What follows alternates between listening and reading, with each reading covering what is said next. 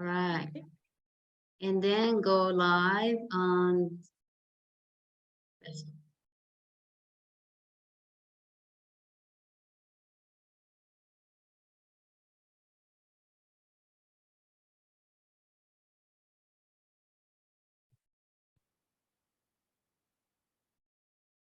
Right. So we are live now.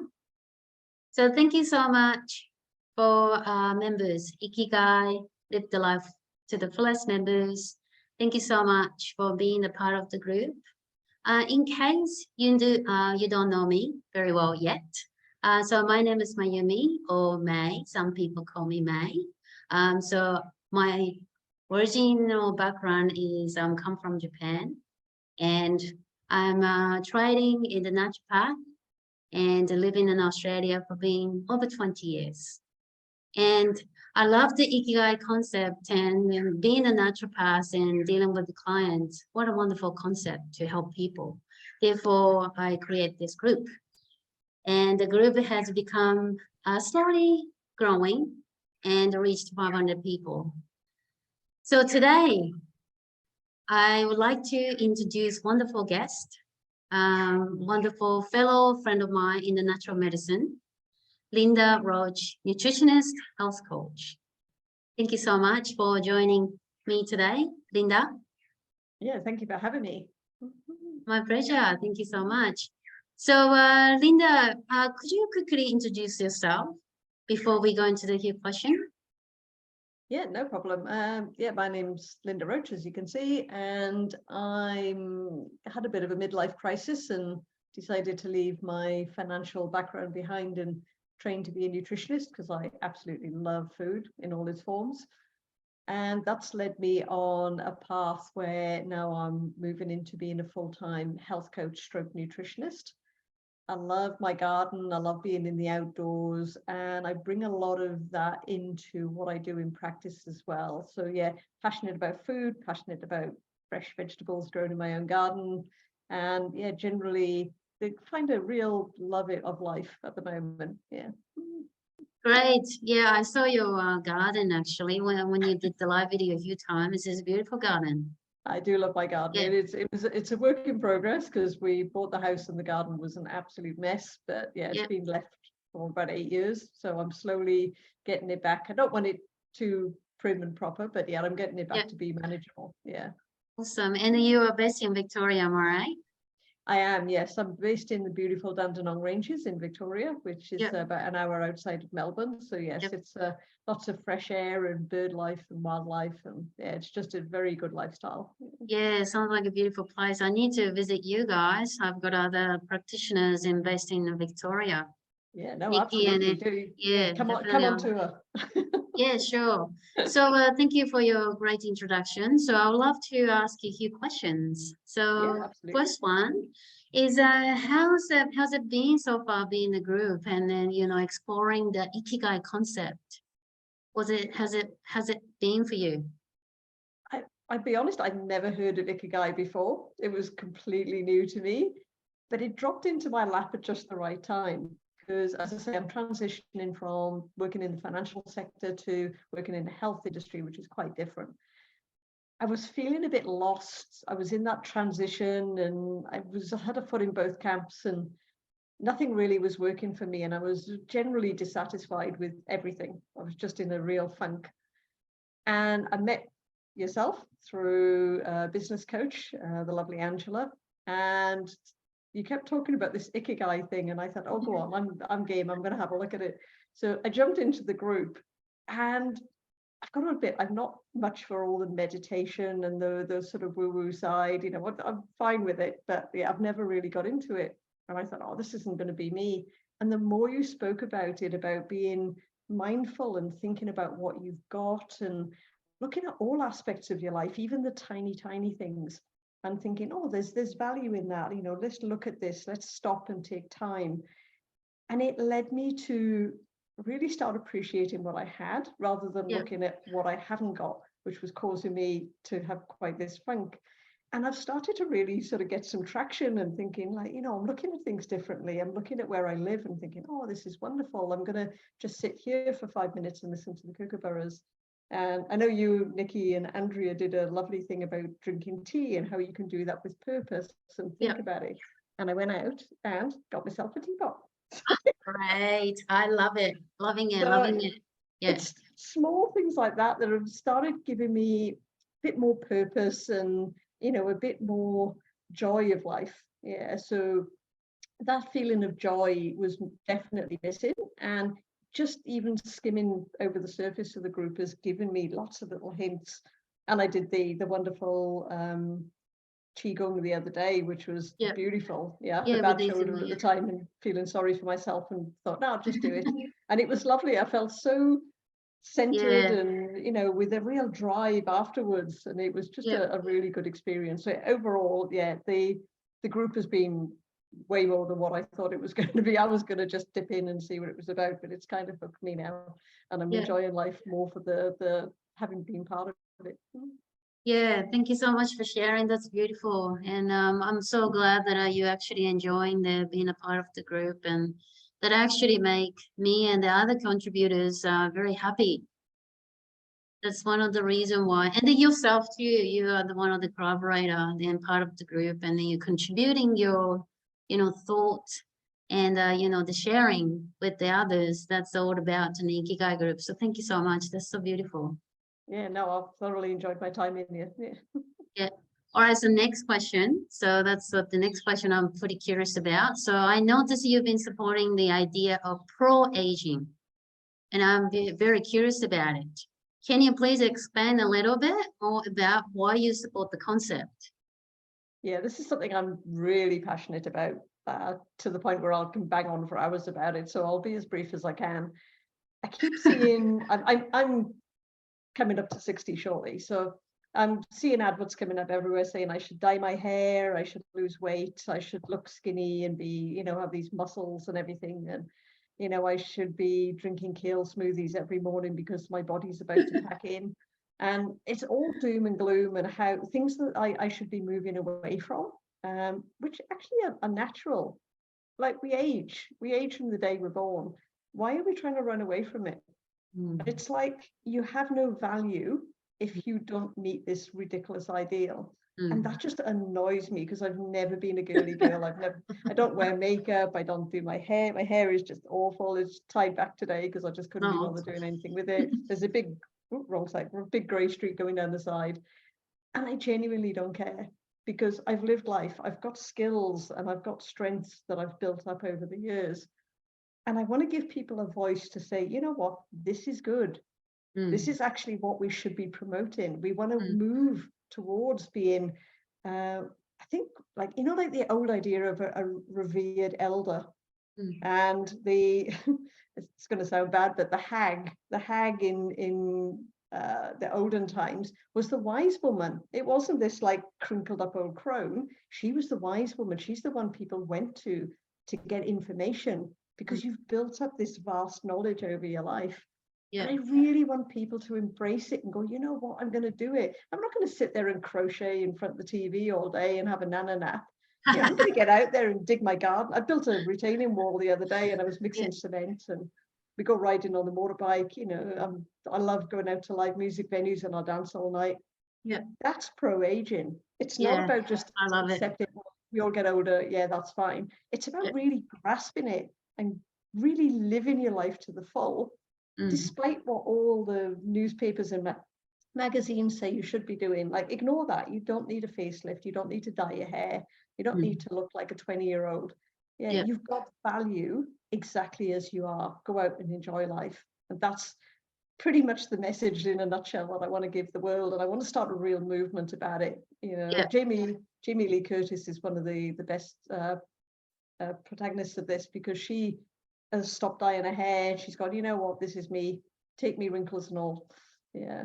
So let's go forward with our wrinkles. Yeah, I think I definitely support you for that. And I start seeing in the social media, Instagram, one of the other platforms, scrolling, then there's the beautiful image, and then some of the females, they just go for gray hair. And I thought, wow, that's amazing. That's pretty cool. Yeah. And I know you, circle my friends and relative is go for that too. And then it's pretty cool. And I love that. Yeah, no, we should So definitely stop listening to all the social media. Obviously, the yeah, good social media like your group, but stop listening to the others, the rubbish social media, and go for quality. Yeah. yeah. And I think we should really flourish and embrace ourselves within ourselves, not outside, within the self. Yeah, Yeah, definitely. Yeah. awesome. Yeah, hence Ikigai living, isn't it, Linda? Definitely, and it definitely it ties in beautifully because it's all I about know. looking inwards and appreciating things. Yeah, You know, you've got an amazing body, like it's still yeah, working just because you've gone exactly. over 50. It doesn't Yeah. just pack up on you. Yeah. Well, that's right, because one of the scientists said, I read somewhere, and if you look at yourself very well, we can live up to 120.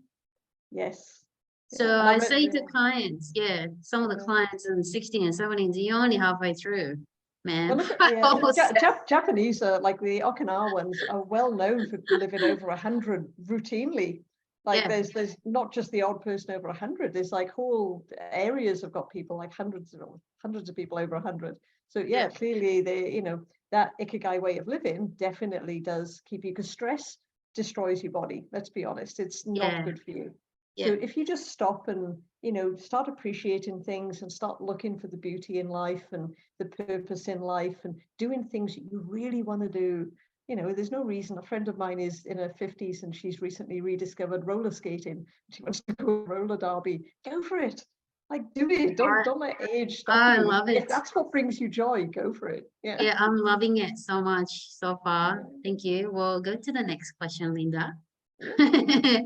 So I see also you have a passion as your profession as a nutritionist as well as a health coach, helping people with good nutrition, right? And can Yeah. you please let me know what's your specialties or special interests in your clients and patients? I think the way I work tends to be, I like to get into people's head and start busting myths. So they've got a lot of things, because I work with older people, they've got a lot of things that they've developed habits on, and they're not necessarily good for their health. So I want to bust some of those habits and teach them about how their body works. Because when you understand how your body works, it's like a car. If you've got a brand new car, you can sort of rev it up and do what you want with it. But when that car gets to like 8 to 10-year-old, you have to start looking after it a bit more. If you understand the mechanics, you're more likely to look after it. So you're not going to ignore that oil light when it comes on, because you know how much damage that can do. So I want to do that the same with people. So get them to understand their bodies. How does the body work? What nourishes it? What damages it? And then not come down with a big stick and go, okay, you can't have any alcohol because it's bad for your body. Say, okay, you like alcohol. Let's see what's good for you. Let's see what we can keep in your diet, but keep your health up there as well. So getting people to value their health and making small adjustments in what they eat. So, if they like a lot of processed food, it's like, okay, well, how can we just move that a little bit so that you're still getting stuff that you really enjoy? You're not making massive, changes in your diet, but will make it a healthier choice. So it's all about swapping out the really high risk stuff for other stuff that is still enjoyable, but not as high risk.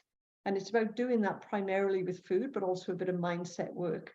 Yeah. And getting people to love different types of food. So I challenge people quite often to try different foods that they haven't tried before and go on, just humor me. Yeah. That's Quite often they awesome. find they like it. Yeah. And it's a new discovery for them, even though they're a little bit older stage of life, and it's never be like go back to the pro-aging and find the joy and enjoy the life and try new Yes. things. And that's probably Yeah. you can do within your nutritional practice to help your clients and patients. Oh, absolutely. Yeah. I've used the Ikigai concept quite a while, thinking like, Yeah. how would life be if it was, you were thinking about this and you were enjoying it and you had time for yourself and, Yeah. taking time to eat and enjoy each mouthful is a big Great. thing. Love that. Yeah, that's a big thing that I'm trying to get people, rather than just shoveling food in and running off somewhere, is Yeah. taking that time to stop and appreciate your food, think about what it's doing for your body, so you really are getting all the benefits. Yeah, I love all about that, small steps, step by step, and small adjustments, and they'll appreciate that as well to work with you because especially later state of life, and I have a huge senior clients as well. And some of them is a little bit hesitant for the change. Yes. Yeah, the mindset, that's what you said, probably the mindset as well. But the how we work with that and with those small change and encouragement. Oh, Yeah, yeah, definitely. awesome. Yeah. You must be a great practitioner. Thank you. Right back at you.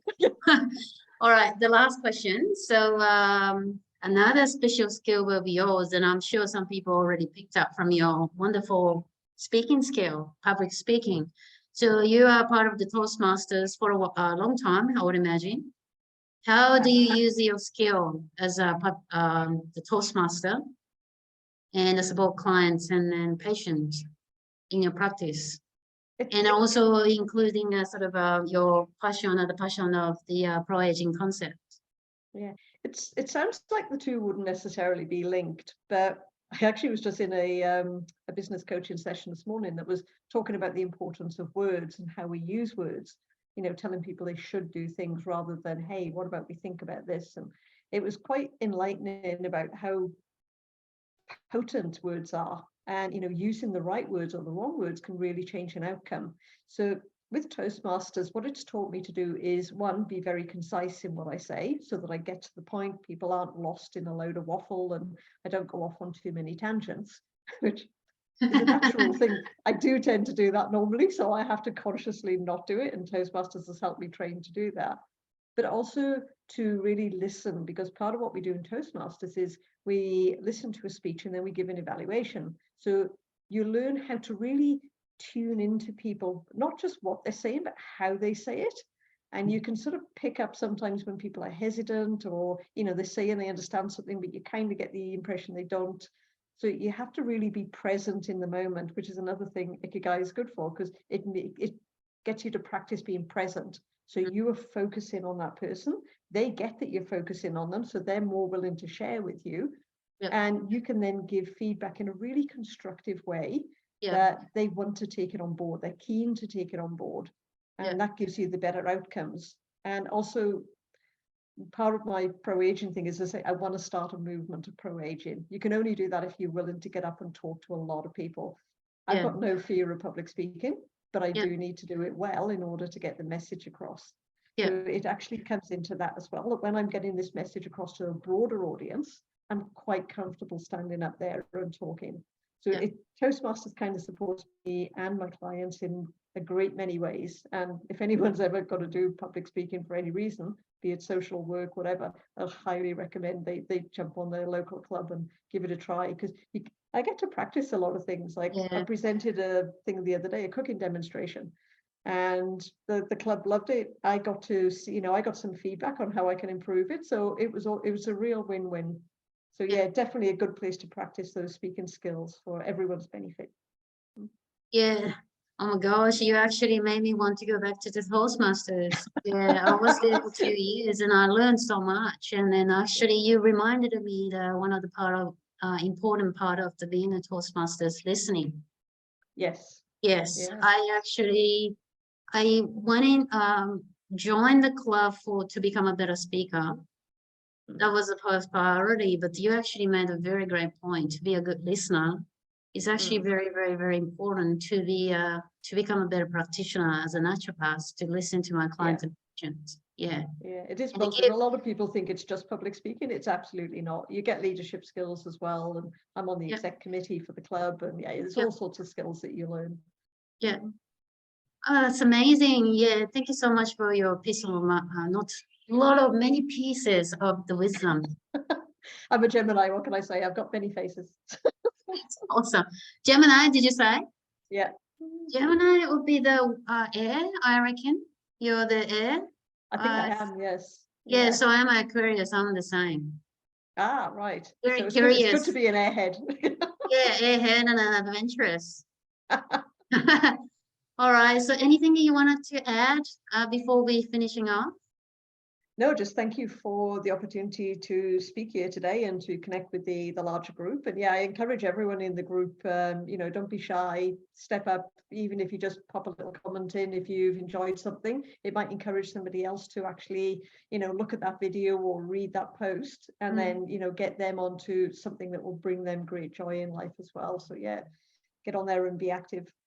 Yeah, like yourself. Thank you so much for your support in the group. And then yeah, maybe I would like to request you to put your details on the comment on this live video. So Yes. the people in the group wanted to find you to perhaps seek for your advice as a nutritionist, health coach, and you never know, maybe pro aging and Toastmasters. Yeah, I'm open to any questions. Yeah. Yeah, that's right. And hopefully we can create something wonderful new year, next year, Lynda. We have discussed a little something, so yeah, well, everyone keep Yes, watching, yes, and yeah, you never know yeah, what might be coming up. Yeah. yeah. And probably involve a little bit of Toastmaster platform, isn't it? Yep. Yes, I can't wait. Yes. So thank you so much, Lynda. I really appreciate your time and your wisdom and your thought and very sharing. I'm so grateful, and I'm sure the group members are also grateful as well. Thank you so much.